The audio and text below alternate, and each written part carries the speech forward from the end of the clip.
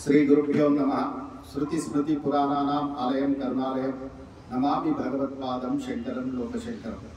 ముందుగా కొత్తగా ఏర్పడ్డ ప్రభుత్వం ఈ శుభాకాంక్షలు తెలియజేసుకుంటూ అలాగే శ్రీ మాన్యులు ముఖ్యమంత్రి గారికి రేవంత్ రెడ్డి గారికి శుభాకాంక్షలు తెలియజేసుకుంటూ తెలంగాణ వైదిక సంఘం తరఫున వారికి అభినందనలు తెలియజేస్తున్నాం।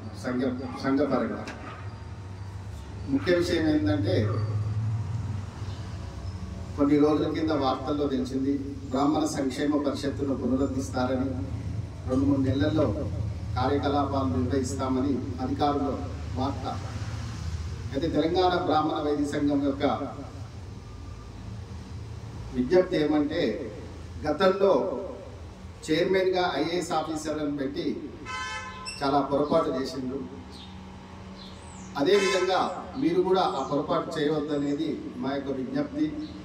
ఎందుకంటే ఐఏఎస్ ఆఫీసర్లు చైర్మన్గా ఉంటే వారి ప్రోటోకాల్ అని ఈ పేద బ్రాహ్మణులు సంక్షేమ బ్రాహ్మణులకు వాళ్ళు కలవడం కూడా కష్టమే।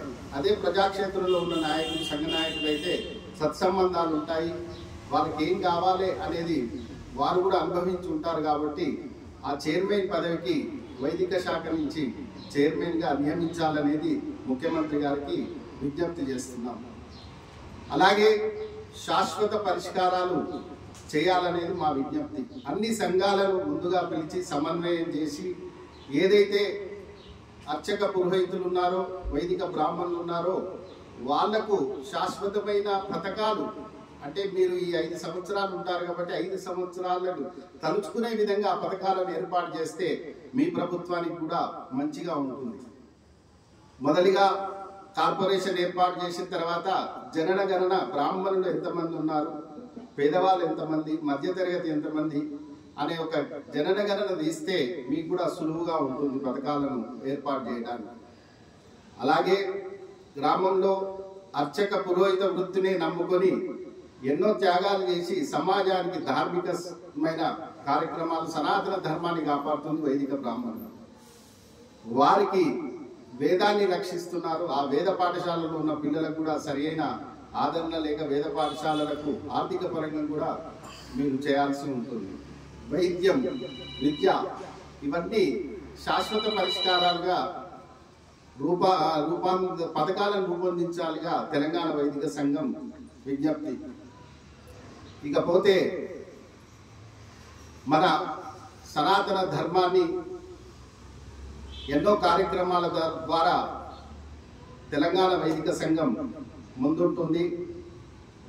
ఏదైనా కార్పొరేషన్ ఏర్పాటు చేస్తే ఏవైనా పథకాలను రూపొందించుకునే సౌలభ్యం కూడా ఆ కార్పొరేషన్ ఉంటుంది। కాబట్టి 1000 కోట్లతో ఒక కార్పొరేషన్ ఏర్పాటు చేయవలసిందిగా మన ముఖ్యమంత్రి గారికి విజ్ఞప్తి చేస్తున్నాం। అలాగే ఏదైనా సనాతన ధర్మం మీద కానీ బ్రాహ్మణుల మీద కానీ అనేకమైన వివక్షతలు గురవుతున్నారు కాబట్టి ఒక ధార్మిక పరిషత్తును ఏర్పాటు చేసి దానికి ఒక మంచి ఆధ్యాత్మికవేత్తను కానీ స్వామీజీలను కానీ చైర్మన్గా నియమిస్తే ఈ తెలంగాణ రాష్ట్రంలో దేవాలయాలు కానీ ధర్మాన్ని పరిరక్షించిన వాళ్ళు అవుతారనేది మా యొక్క ఉద్దేశం। అది మీరు ముఖ్యమంత్రిగా ఉన్నప్పుడైతే మీకు కూడా చాలా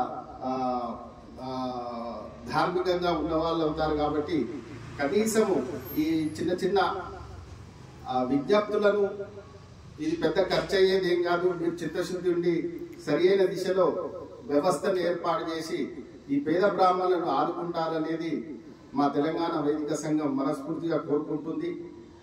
ఎన్నో రకాలుగా మీ దగ్గరికి విజ్ఞప్తులు వస్తున్నాయని విన్నాము, కానీ జాగ్రత్తగా పరిశీలించి ఏదైతే బ్రాహ్మణ సంఘాలను ఏదైతే సంక్షేమానికి ఉన్నారో అలాంటి వారిని పాలక మండలిలో ఉంచి సనాతన ధర్మాన్ని కాపాడాల్సిన పెద్ద బాధ్యత మీ మీద ఉంది అనేది తెలియజేస్తూ తెలంగాణ వైదిక సంఘం ద్వారా మరొకసారి మీకు శుభాకాంక్షలు తెలియజేస్తుంది।